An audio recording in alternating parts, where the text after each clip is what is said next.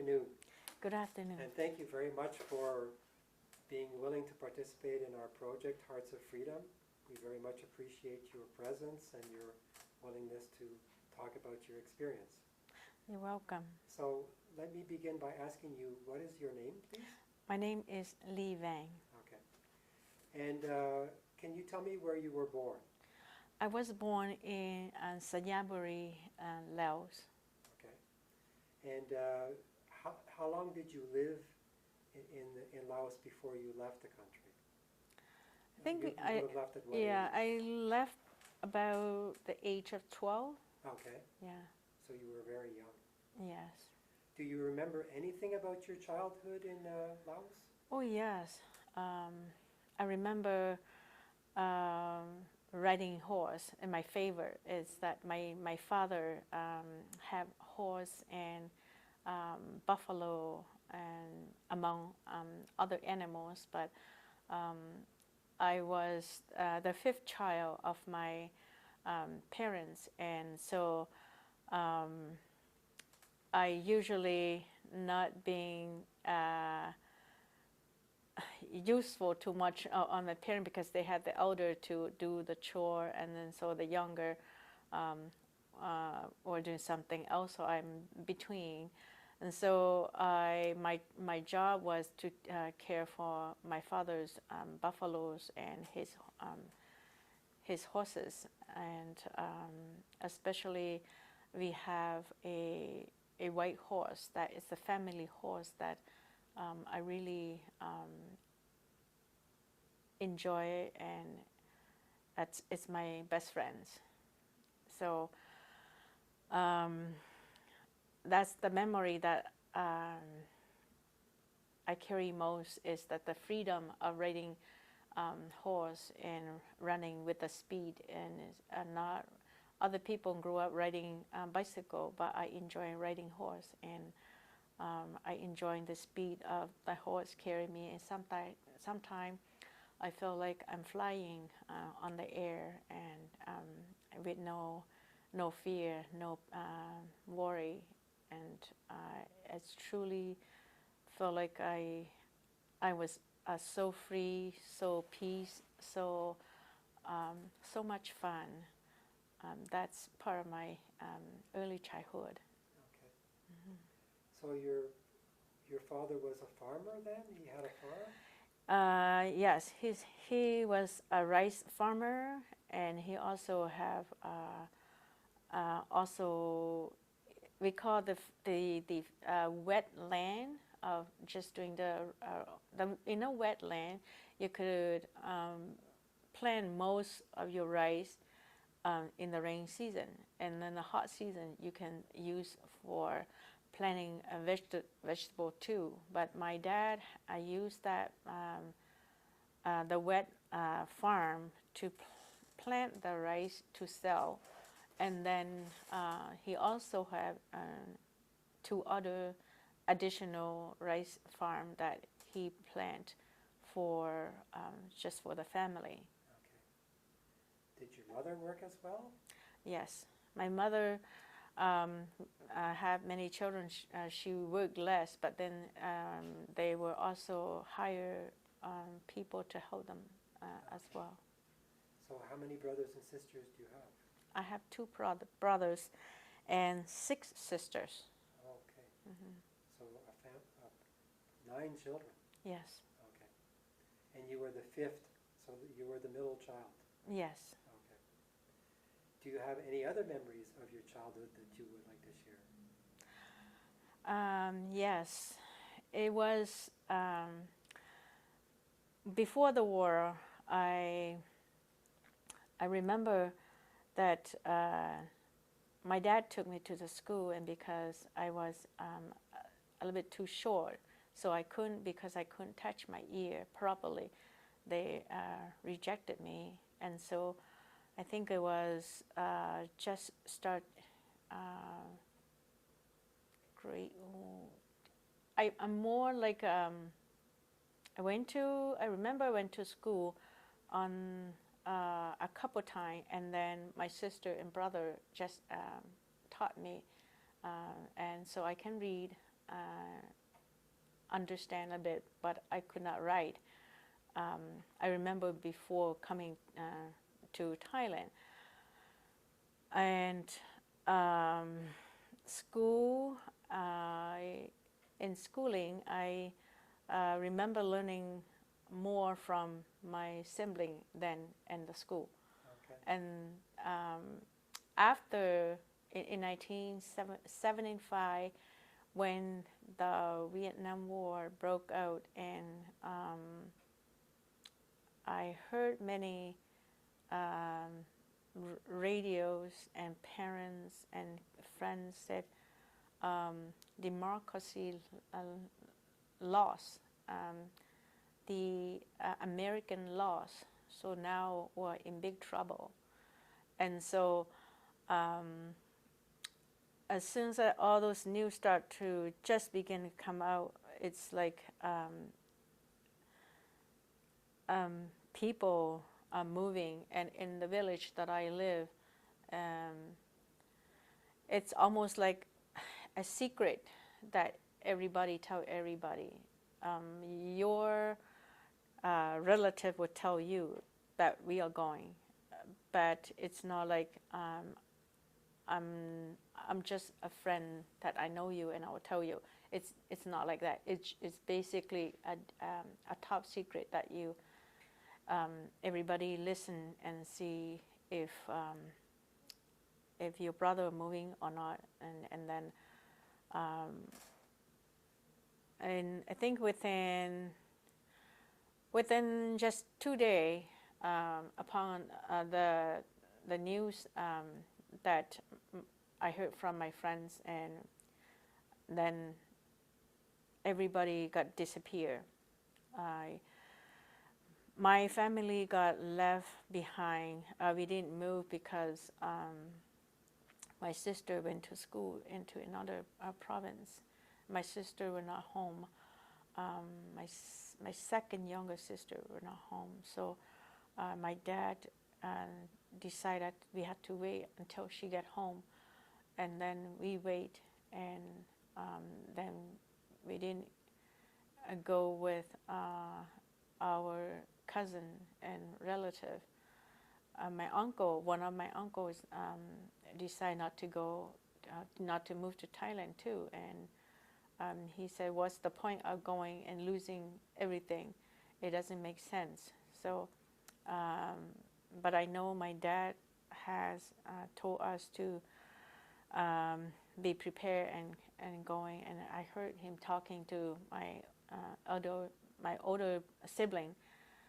So we staying behind, I think, for maybe another 6 months or so until the following year.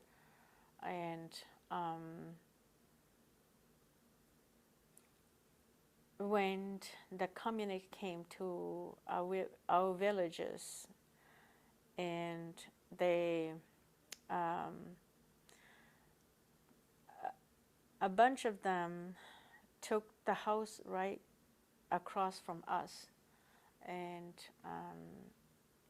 so because the house across from us was a teacher's home, and his house is huge, so they took his house and they staying there. And so among all the people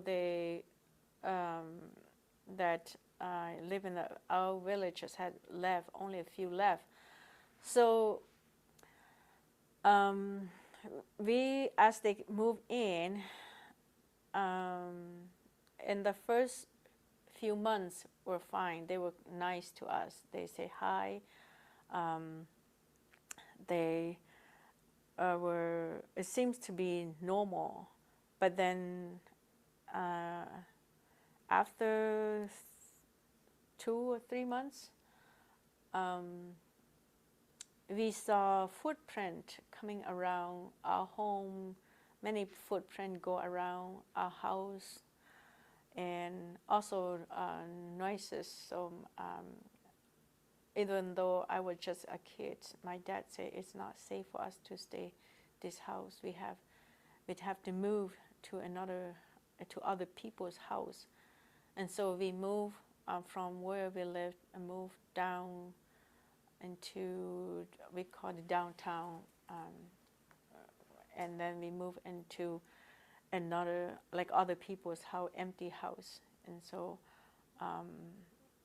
after a while, the more and more soldier comes, and my dad's feel like it's not safe. Then I found out a couple times that my parents have they were secretly took stuff that are valuable, and especially food, to go, and he would say he would go to the farm, but it's not the farm on the wetland. We're right beside the road. It's almost like a highway now. It's that lots of car trouble, but he would want going to the farm that at the jungle where he plant the rice for our own family. And so they were pretending that they would carry stuff and go to the farm, but that was the secret, that they took food and dry meat to go hide up in the mountain for us when we were moving. So then I think a few months later,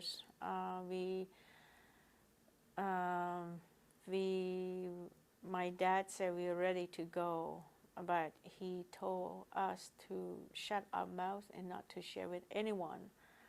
And so at that time, my sister came back, and so my parents say, I think we leave one morning very early, and my dad, I have a dog and a cat, and my dad said, we cannot take the dogs. And I asked him why, and he said, because the dog will cry, and we will get caught, and then we'll be in big trouble. Then they might take me away. And so I had to fill a big bowl with a lot of food for the dog and the cat, and a big bowl of water for them. And then we leave, and until this day, many times I thought maybe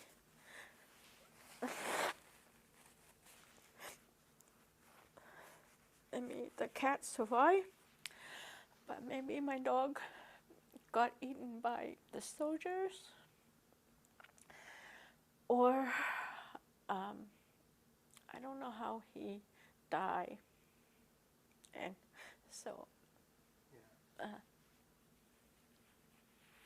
yeah, So that was difficult. that was difficult. And then we walk on foot, sometimes nights, sometimes when we first start, we walk until very dark, and then we will sleep a few hours. I don't know how many hours, but to me it's just like a few hours, and then we had to go again. And so can I ask you, when your family left, the invasion of Laos had already started? yes, Okay. yeah, And your father believed that it was dangerous and that everyone should leave? yes. Okay. And so we left behind everything, but we took 2 horses with us, and just one of my favorite horse, my white horse, and that made me happy. and one of our brown horse. And so we and so my dad did. I remember he said he did tell the soldier that we went to go to the farm and just stay there until the the cultivate done and plant rice, and then we will come back at home. And so then, because he left everything behind, I guess they didn't believe him. I don't know, but and then when we, as soon as we got to the jungle, the mountain, he made us speed. Sometime even we had to. I remember sore feet and pain, bleeding, but we still had to move on, and so yeah. Yeah. Do you remember how long you would have walked? For weeks or days? I think about 2 weeks. Okay. Yeah, and we just walk and walk and walk, and even I remember we climbed a very high mountain, and my dad would not let us rest. He would said, "This is we had when we get to the border of the Thailand and Laos, then we can slow. But now we had to move as fast as possible." And because he was, when in Laos, he was not only a farmer, but he also a business trade. And what he did was that he usually will go to Thailand and he will buy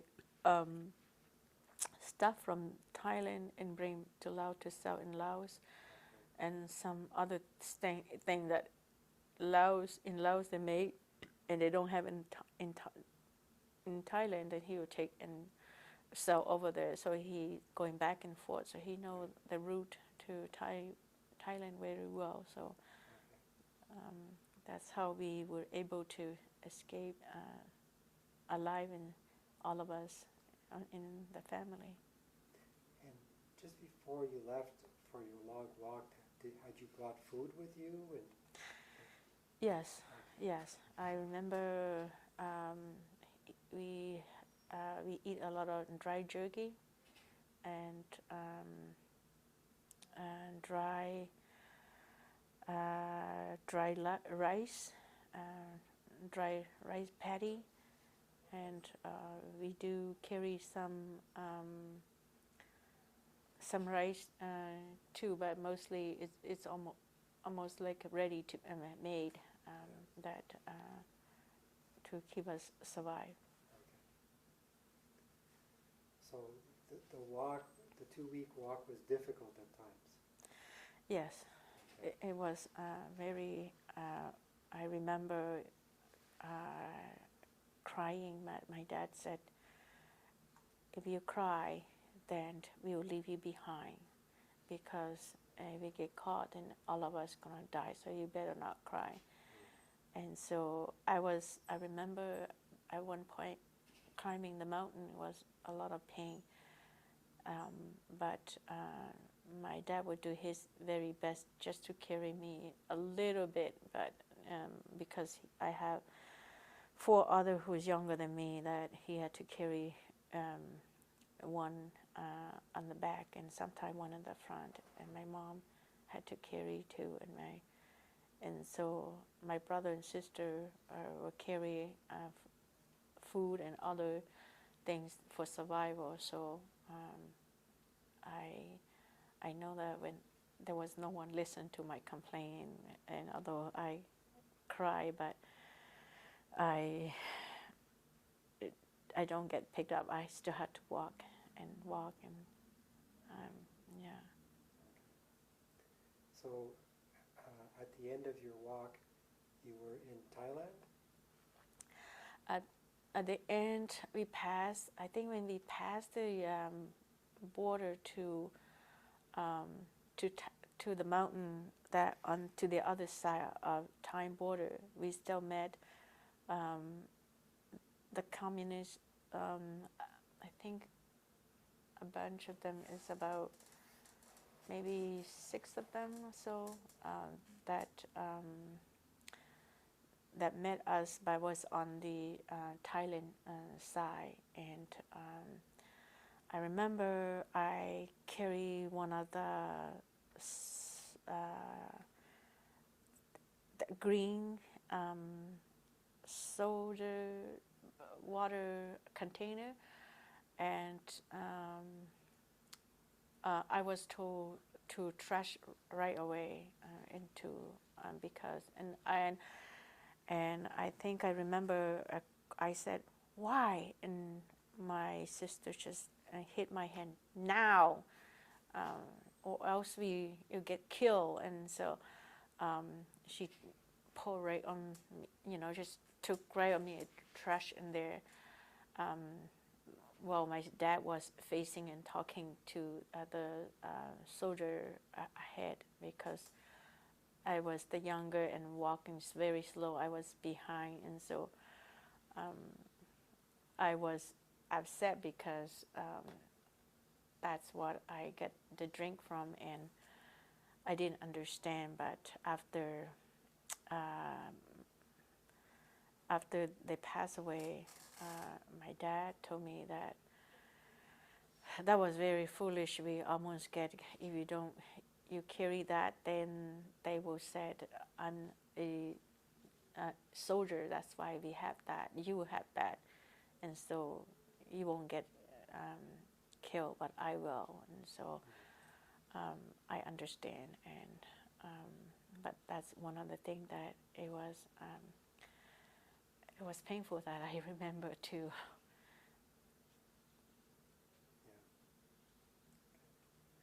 So once you arrived in Thailand, you were met by the soldiers.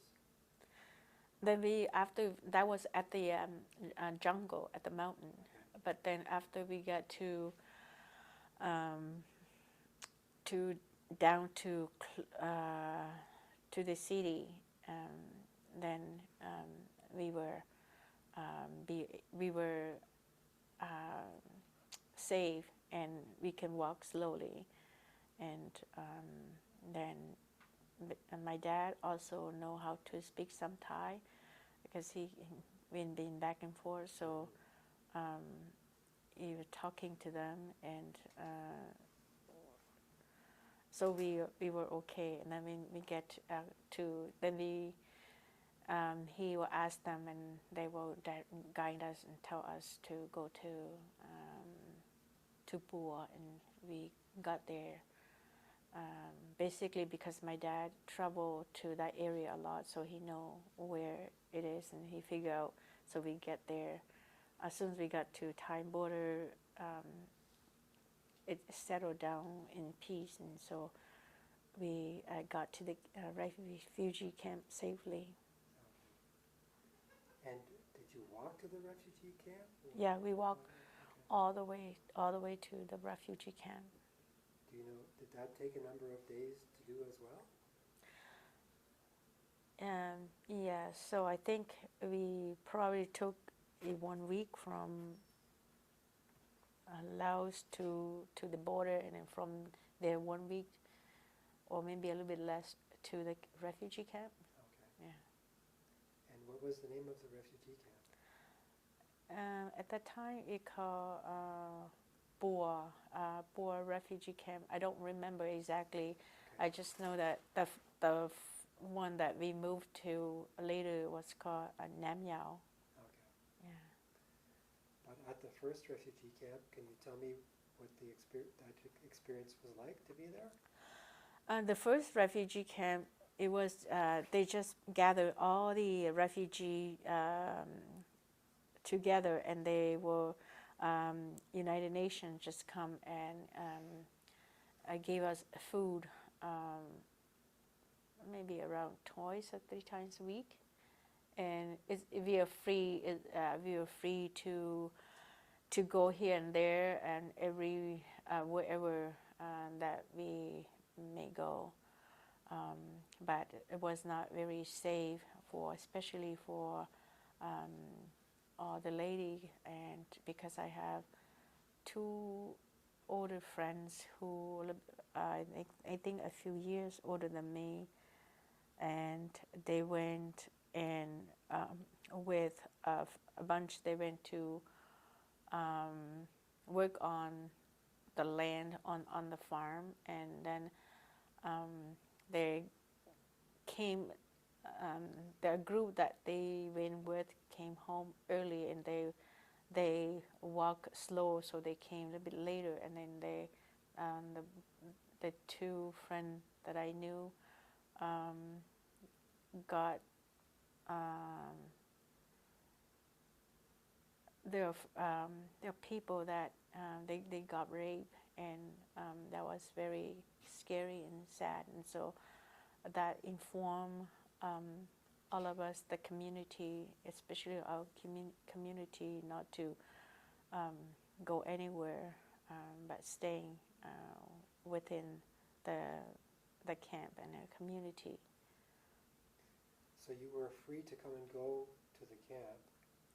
You could leave and then come back. Yeah, it's just a place where they allow us to build a little hut, and everyone has a little hut for their family, but there was no wire, no restriction, and that was the first one that we moved when we first came in.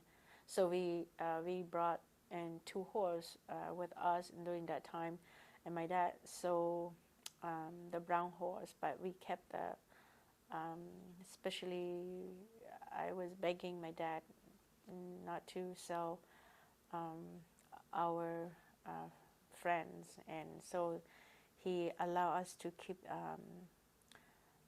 the white horse for a couple months until there's nothing to feed him. So one day I took him to a little creek nearby, and he trying to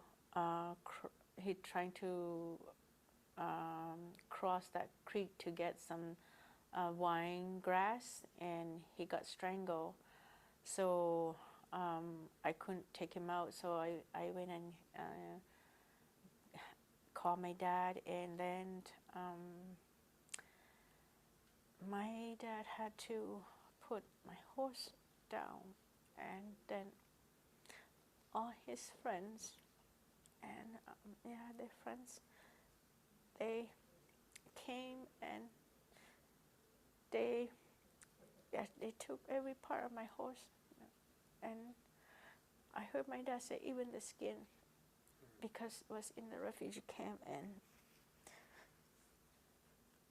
it's not much food, so people took all his bones, all his skin, all his meat. And one of my mother's friends, she took, I think, the best meat, the legs and the best meat, and she dried out the meat. And then I think a few days later she brought some to my mom, and my mom was barbecue it, and I ate it too, so it tastes good. And my mom said, oh, it was some deer meat that my dad got it from friends, and my dad usually got deer meat from his friend visiting different villages, and so I thought that was true. So after I eat, and my aunt was next to me at home, and my aunt said, what did you guys eat for lunch? And I said, oh, my dad got some deer meat, so we ate deer meat. And she said, smell really good. But then she laughed and laughed and laughed. And that was very funny to her. So I asked her, "Oh, why you laugh so much?" And she said, she didn't tell me, but I made her tell me. And then she said, "You had just ate your horse. That was your horse." So I ran to the garbage pile and tried to throw up, but I couldn't. And I felt very guilty for, I think, maybe about 15 years, even when I would have my first daughters and we live in New Hampshire. And she said, "Mom, my teacher said we go horseback riding, but you had to come." And I said no. And she was very upset because all her friends go and say I can't. And she tried to understand why I've been so cruel to her and I wouldn't go to horseback riding with her. But I said, I can't because I just can't. She didn't understand, so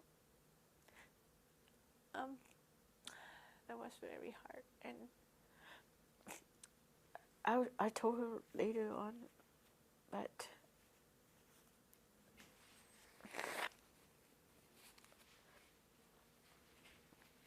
at that time I could, and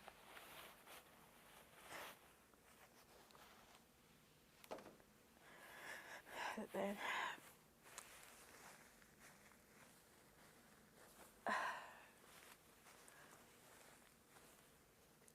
Do you recall how long you had stayed in that first camp? I think about 4 years. 4 years. This camp, or when my horse died, is only 1 year. Oh, 1 year. Yeah, or maybe a little less than a year. And then we moved to a camp Nam Yao, and we stayed there about 4 years. But in the first camp where you stayed for a year, what would you have done for the year that you were there? Did you go to school? No, there was no school. There was nothing to do.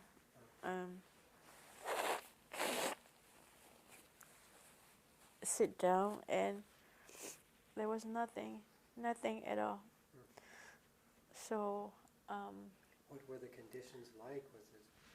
Was it difficult to live there? Did you live with a lot of people? Yes, a lot of people. At that time, I don't know how many people, but later on they moved us to Camp Nam Yao, and right. Around that time, I think it's probably around 11,000 or more. And then in Camp Nam Yao, they have they wire a whole I don't know how many acres of land of just hills that they wire the whole thing, and so we all of us had to stay inside. It was surrounded by a fence. Yeah, by a wire fence. Right. Yeah. What was the experience like living in that in Nam Yao? It's very hard. I never been to jail, but I consider as a jail because there is nothing to do. Because we're Christian, the missionary come and visit us.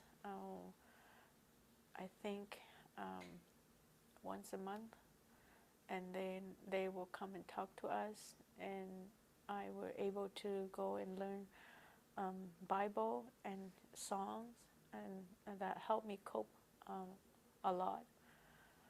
But I don't know how other people cope with the situation. And we also have they also built a hard for us to go to church, and so we have in the church we come and we sing and we pray, and they also some of the member who had learned how to who had been teacher before, and who also have an education background. They would teach us how to read and write,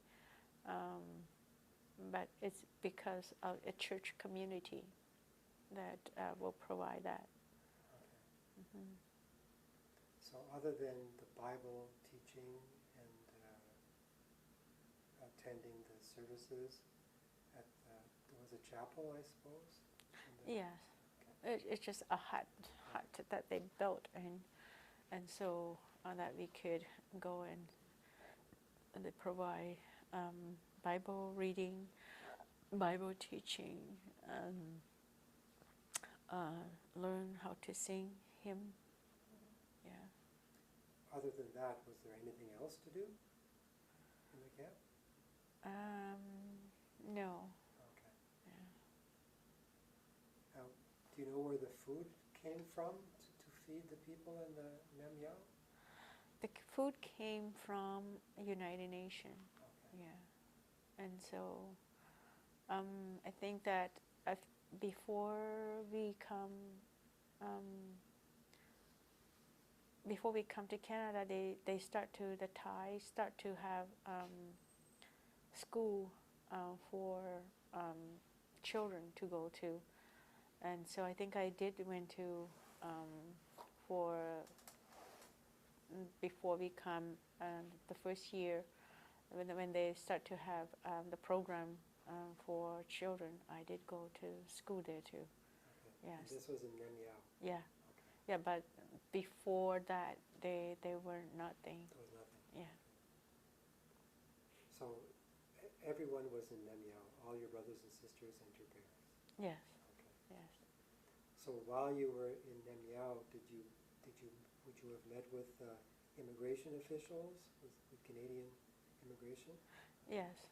So for me, I was a determined person, and when in the refugee camp, we have a missionary from Scotland, and she taught us Bible, and then she also teaches English, and so as I learn more English, I like to practice with other people. So I usually just go to with all the offices that usually a foreigner come and visit the camp. So I usually go there and just to see whoever that I know, this foreigner. I try to speak English to them and speak French to them, and so I wasn't shy, and so I pretty much something that I'm like to help myself to not just to being sitting around and being boring. I look for every opportunity to communicate with outsider and for people that from outside the camp that are coming to visit. Yeah. Okay. If we go back a bit, do you have any other memories of leaving from Laos and coming to Thailand that you'd like to share? Yeah, I remember on the journey, my dad told us that when we face or we've been confronted with this enemy or this soldier, we all had to run, and if we hear gunshot, then lying down on my stomach and high, and if I can't find my mom and dad, don't cry, and look for food, and food that if I see mushroom or fruit or things that insects bite and they eat, then it's safe for me to eat, and then I won't get hurt. And so he taught us to pick some berry, and also a time we didn't have enough food, we would eat leaves, and we would eat. I remember my dad cutting some banana tree and just drink the water from it, as well as the inside of the banana, the youngest part. And I remember it was terrible taste.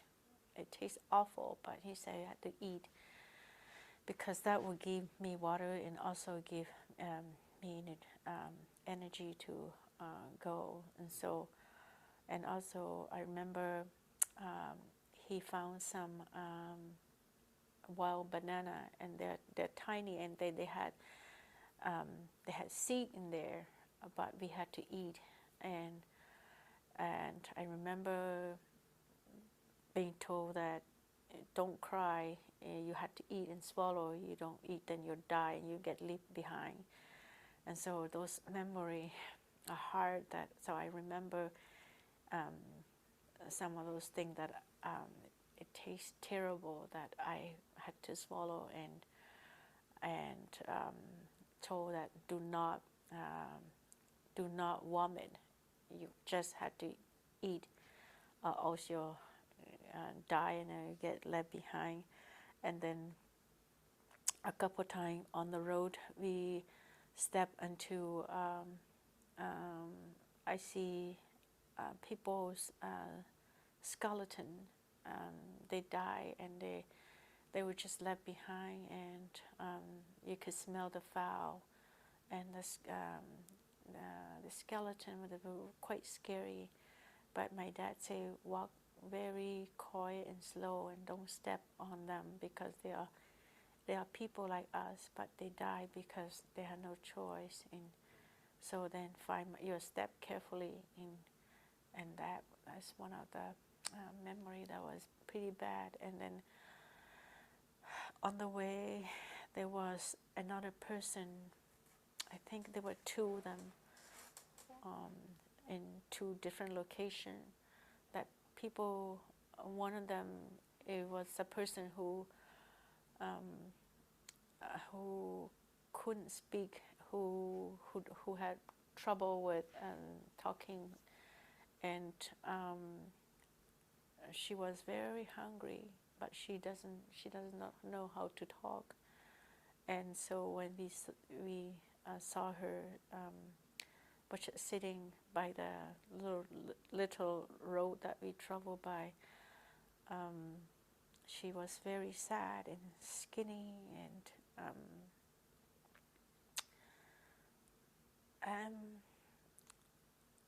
I feel very sad for her too, but we can't take her, and she does not know how to talk. So we just gave him some food and water, and then we left her behind. I also remember one person was sitting on a log, and this person does not have anything to eat either. I don't remember whether we gave them any food, but I remember that I was just told that just walk quickly and mind yourself.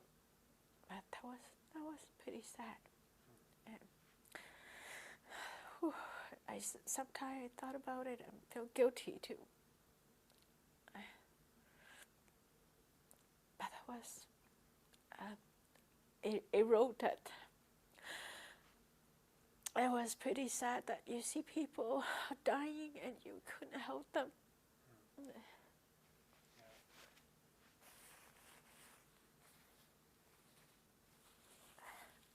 think that was on the mountain that very near the border of Thailand.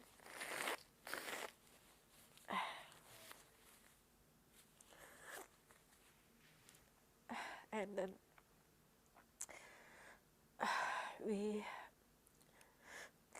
but after we get to the border and on the Thailand side, I don't see any of those bad things.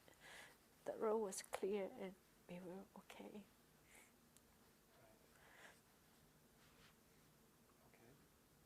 So you were in two different refugee camps, and the second one you stayed much longer than the first one. Yes.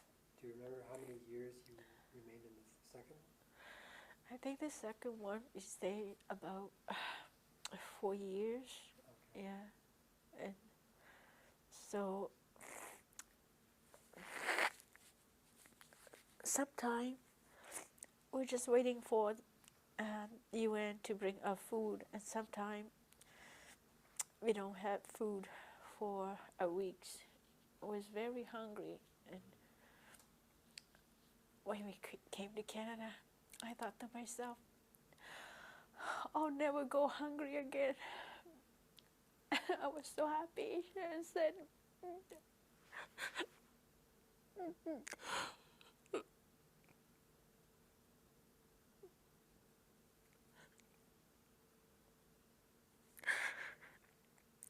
I'll go to sleep with full stomach.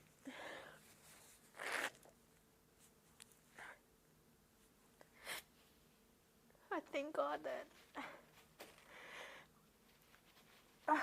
we have plenty, and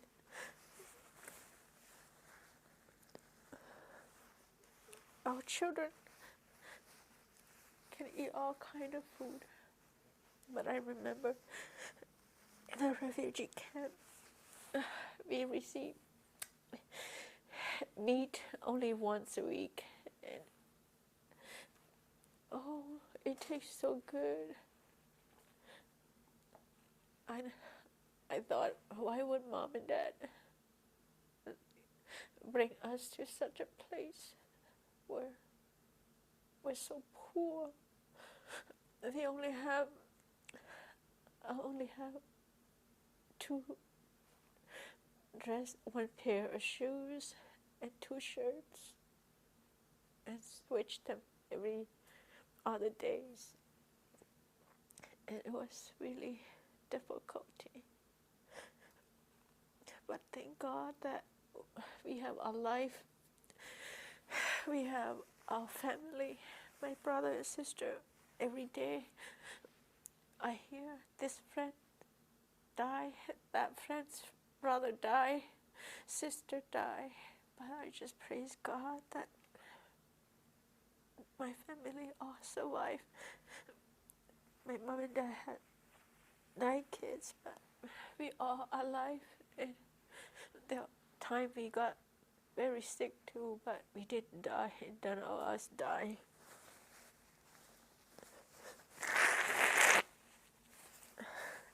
So can you tell me about the process that you went through with the Canadian immigration officials to prepare to come to Canada? We submitted, they came to the refugee camp to accept a refugee to Canada. So we filled out form and give it to them, and they took it, and I think they went away for a few months, and then they came back and they choose all those one that I don't know how they choose, but I'm so happy our name come up. And then we have a month to wait, and then they came to the refugee camp and pick us up to go to Bangkok to a camp in Ramsey. And then we stay there for, I think, for another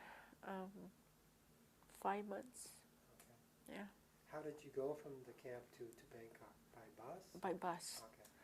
Yeah, and then we went down there, and then so we had to do all kind of tests, blood tests, every test that required. And so after all the result was clear and there was no tuberculosis or a serious sickness, then we got permission to come to Canada. Yeah. So for 5 months you stayed in Bangkok. Yes. Okay. And what happened during that period? Did you do anything, or were you just waiting to leave? We were just waiting because we have all kind of tests that we do, and then we're just wait for more test result. And the day some of us, they had to give us medicines, and especially my mom and dad. And then we still wait, and so and there I also I was 16 years old, and the time that trying to find myself, who I am, and why am I on this earth. So I have a lot of questions asking God, why I'm born, why am I here?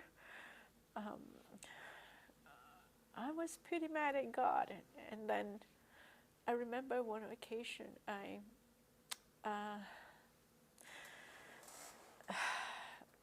was sat by the window. I thought, if I jump down from this window down, would I die?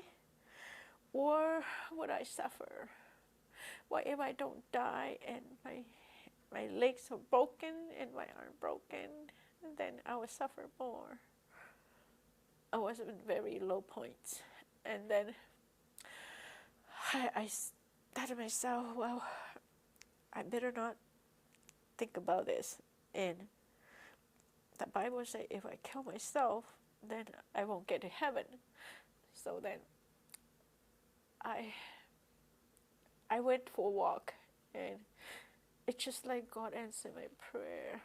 I saw maybe about 4 white people, a few that I don't know exactly how many, but they came, and I saw a bunch of people were surrounding them, and then more people come, and it's just like the chicken where you put food and they're coming a lot. And so I say to myself, I wonder what's going on. So I ran to it too. And so when I get there, I saw they were giving away gift. And so I pushed myself in. I pushed myself real hard in, and I got a bag of school kit. And inside the bag, there's a notebook, 2 yellow pencil, and pens, and a ruler, and erasers. And I was really excited. And then I brought to our own little area because there's no room.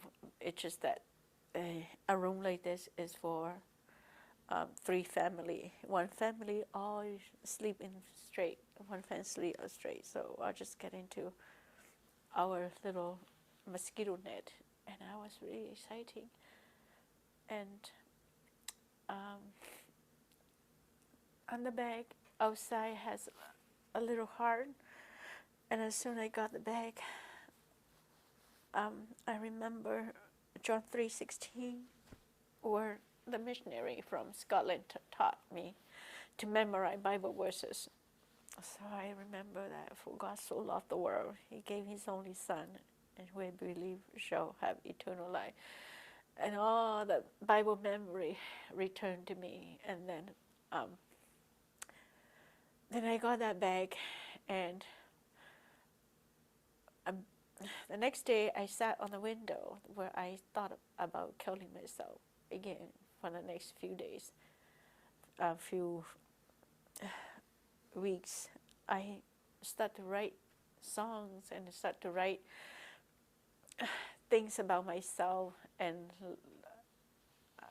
as people saw me writing, they came and asked me to write letters to their friends, to find their children, to find their friends, to find their mom and dad.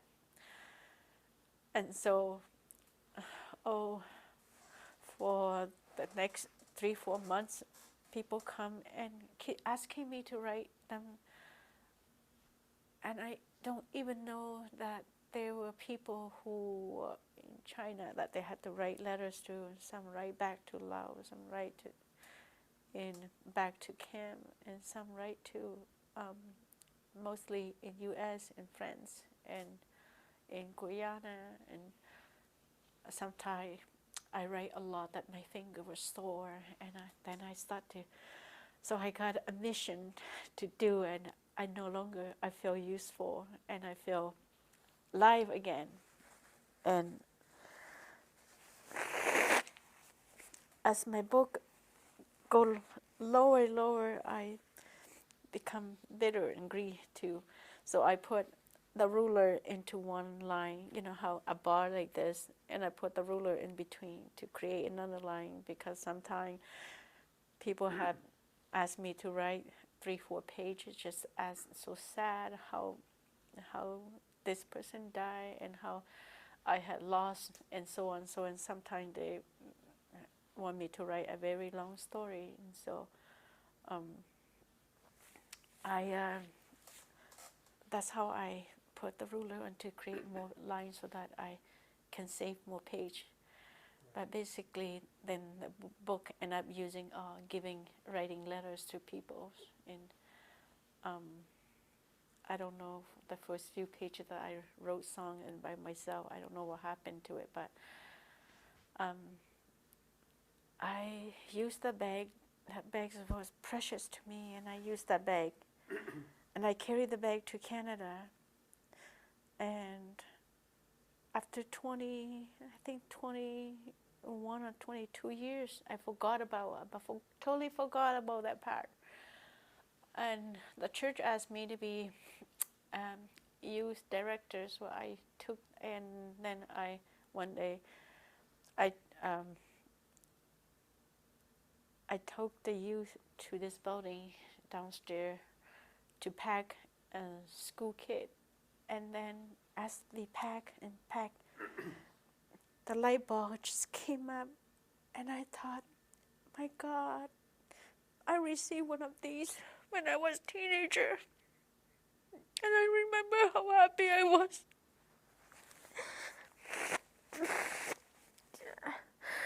And this thing actually saved my life. And so I thought, I want to go home to look and see if I still have my bag. I remember I carry it with me, but I don't know what happened to it. So I got home. I looked and I found the bag again, and I still have that bag this day. Yeah, and so that one was one of the things that I was so happy, and I share this with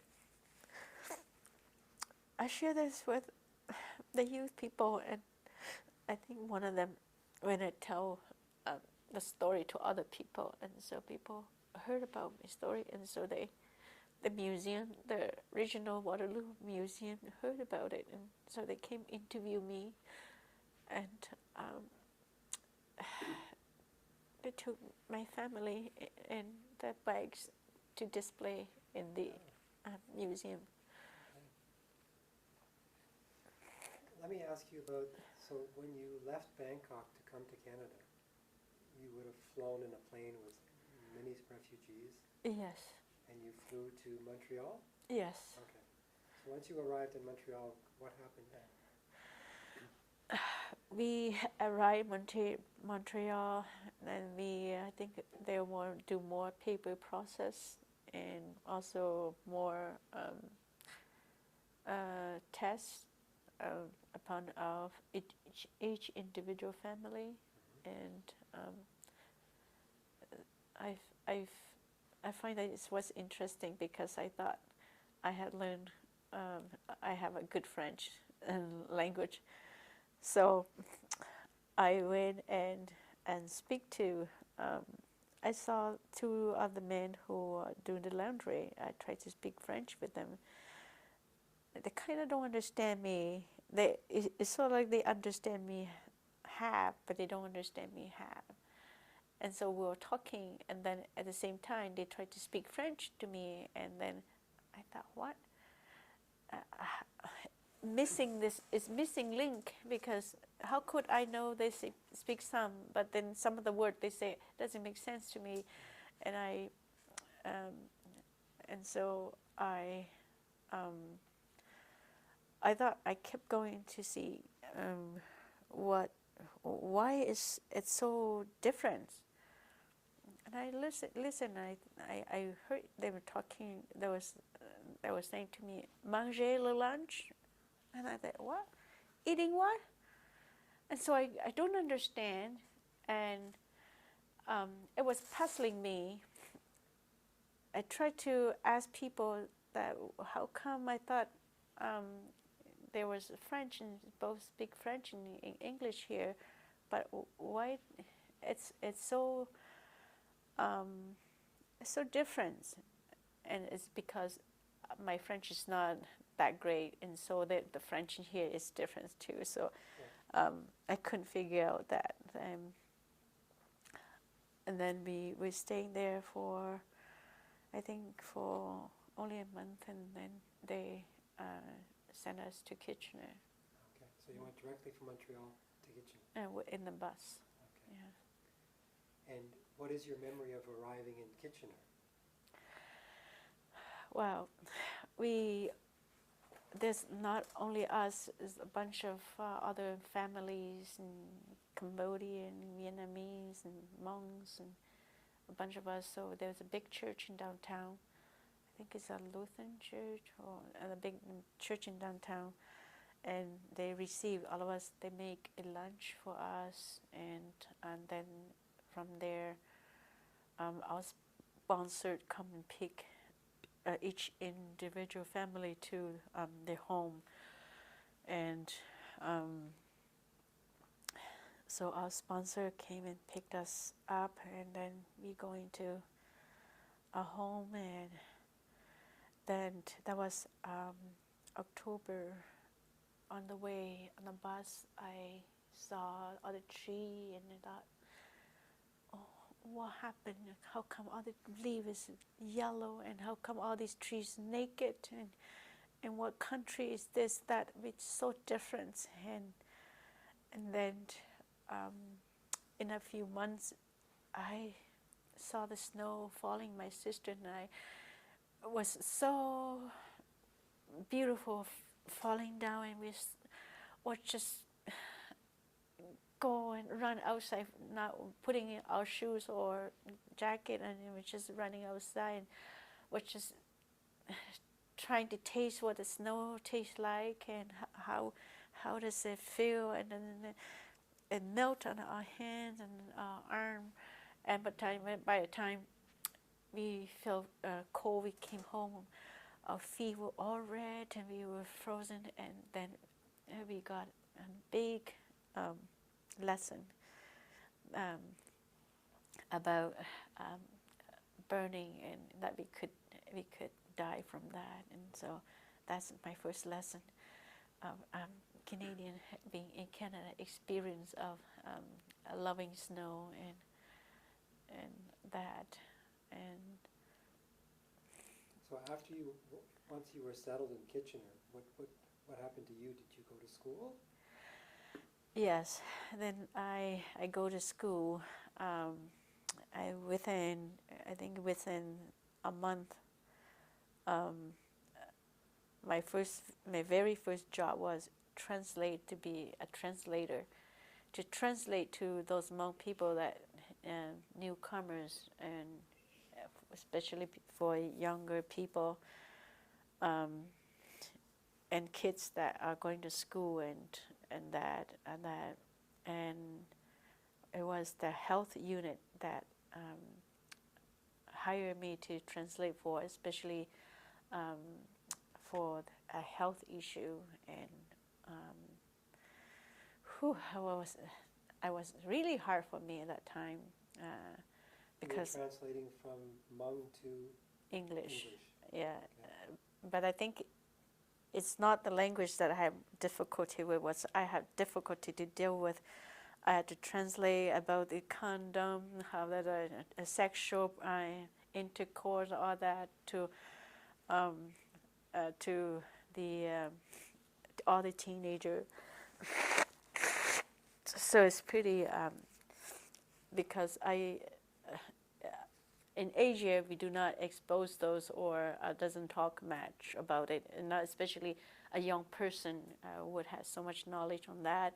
So I had to learn all that, and then I had to explain that in Hmong language and to other men and the women too as well, because there was no young men would explain to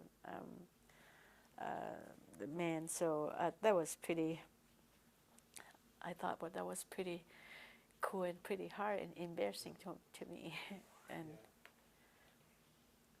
Okay.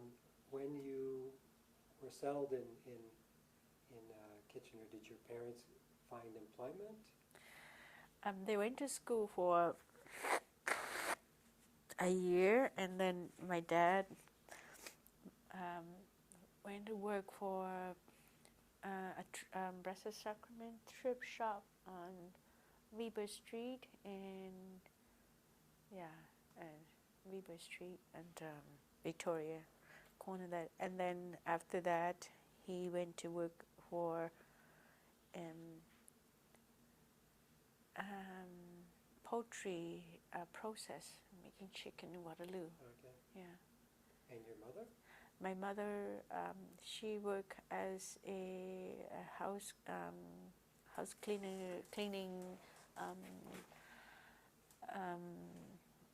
residential house. Okay. Yeah, people would pay for her, and then Right. she will go and clean. And did you houses. complete your education? I didn't complete right away because in my culture, my dad and my mom think that I should get married due to what the way they understand their culture. Yes. So we went to church, and my husband, which was young man who, I think at the time I was just turning 18, and my husband is 22 or 23 at the time, and so we don't have a car, and so the church assigned him to pick us up and drop us off, and he continued to do that, and then I think my parents know that they saw in his eye he kind of like me, and usually my dad would say, "I'm staying for lunch," or "staying and we'll make a lunch and you should have lunch with us." And so he was staying. My dad would make cook lunch, and then he would have lunch with us, and then as this continued on, then he offered to help me wash dishes, and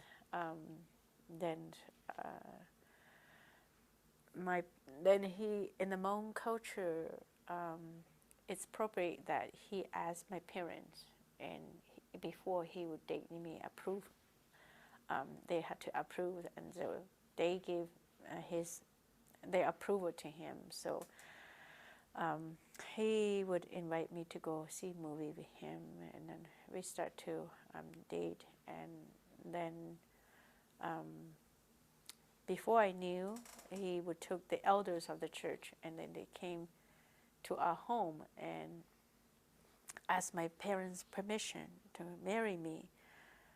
And I didn't know this, but in the Hmong culture, even though I say no, and if my dad, they ask me, do you like him? I told them that yes, I like him. He's a good man, but I'm not ready to marry him. That's all they asked me. And then the next day, and then um, they sent me away to my bedroom. And then the next day, I woke up and I went downstairs. I saw him downstairs, and I said, "Oh, why are you here?" And he was just smiling at me. And then my dad got up, and dad and mom said, "We gave you to him, and you marry now to him." Oh, that was upsetting, and then that was shock, and that was hard for me to swallow. But it was done deal already. And so in the culture, in the Hmong culture, if I respect my dad and honor him, I obey him and just do as he had asked me. And so then by lunch, my dad and my mom said, you are to go with him and be his wife and live with him. And so then I cry, and then he held my hand and said, "I love you. I will take care of you, and I want you to come with me." And so my mom said, "It's a good thing you're being blessed, and you are very blessed. You're lucky, and you have a husband now. He will take care of you, and we are just right here to support you. So it's not that we are going away or anything, but every lady had to marry and have a life. So now it's your turn, and we bless you, and you are to go with him and stay with him. And you can come and visit us anytime." Oh, all this comfort there. Then I just cry and had no choice but just do what my parents told me to do. Yeah. Yes. Do you have children? Yeah, we have 5 children. Okay. And we do have a good life together too. Okay. Yeah. Did you join any of the associations in Kitchener, the Hmong Association or the church, or? Oh yeah. So when we first came, we went to church and also joined the Hmong Association. I sing at church. I sing for the Hmong Association as well. Sing for the New Year's. So we were part of Hmong Association, Hmong church, but pretty much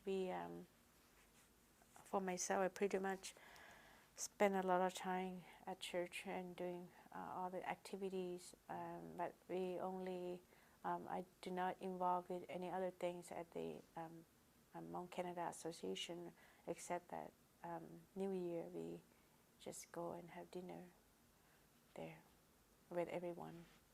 Are your children young adults now? Yes, my youngest one is 19. Okay. Yeah. So they pursued their studies and. Yeah, they pursue the study. They have their job, their career, but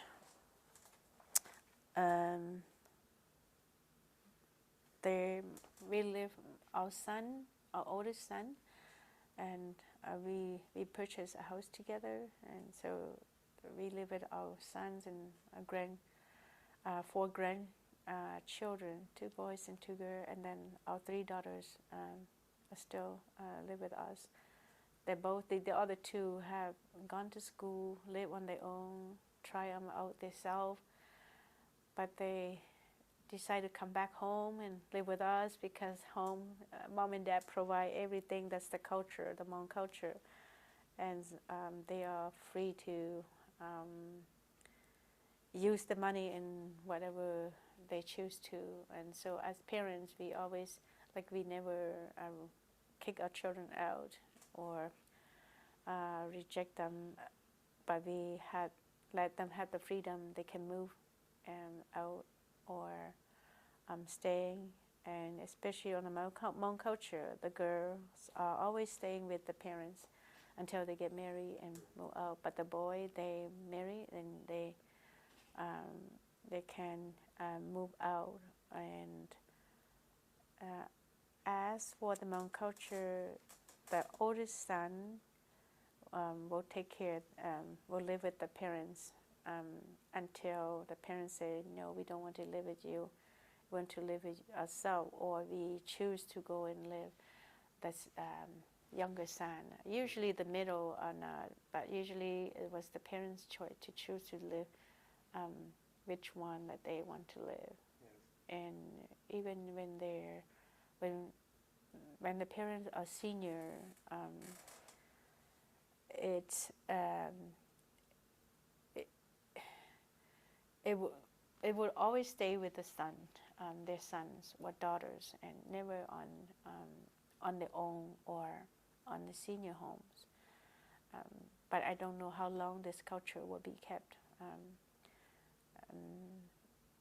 My parents live with my brothers and die in his house, and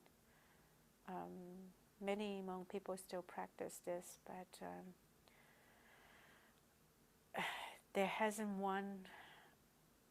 There's none in Canada that have their elder in senior homes. So I don't know how long this will be going on, but hopefully that it will work well and it will keep for many generations.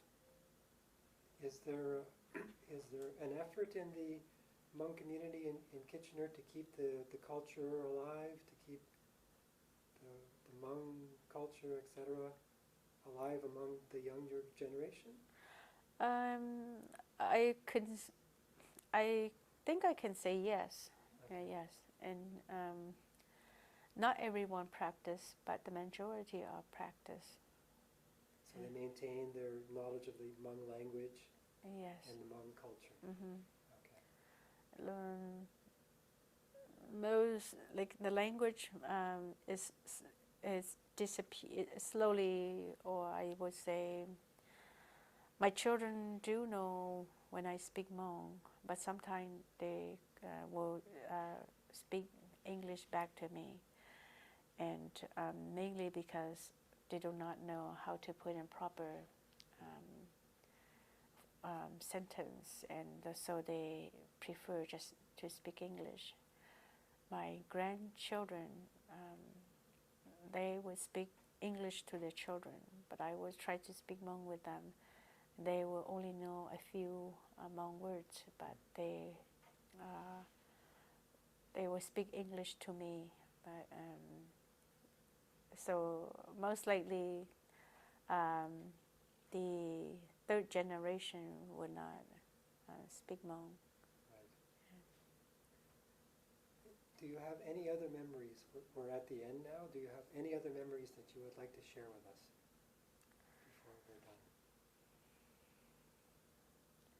I think I just want to say that the life in Laos and the life in Thailand and the life in Canada,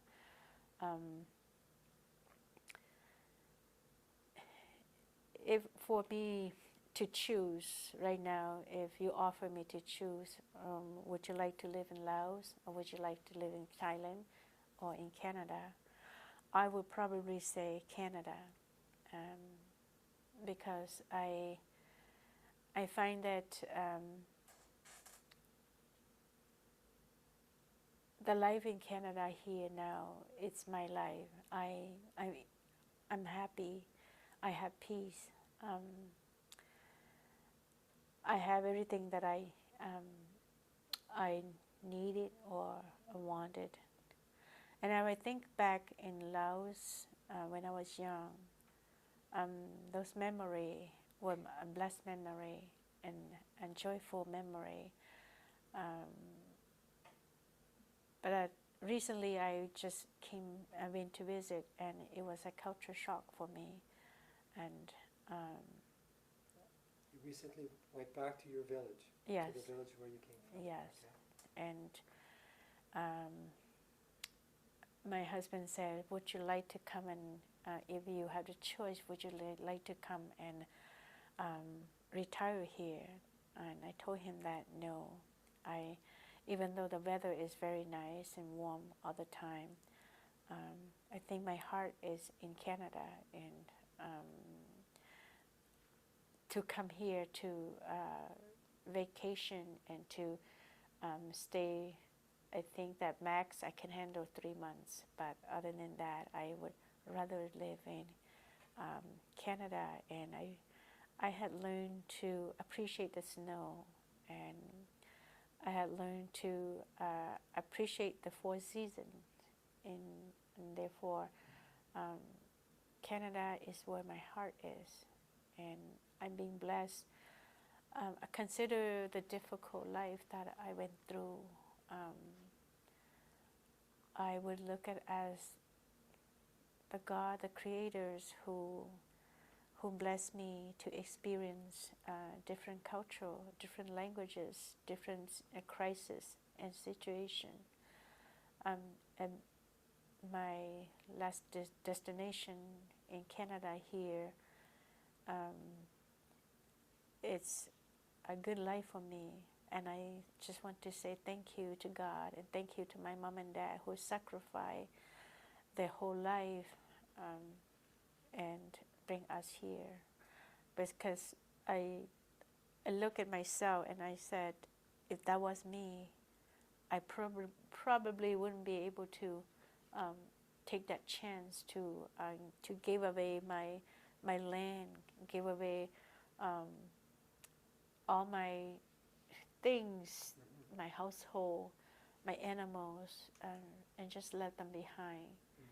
When I was young, I thought, how could my dad so cruel to me, to us, and leave our home, leave our animals, leave the farm that he worked so hard. How could he do that? And I didn't understand. But as I grow older, I have a deeper understanding of the freedom choices that he made, and all the sacrifice that he made. It's not easy. No. He totally gave away his life and willing to start a brand new life where he does not know how it will turn out. Thank you.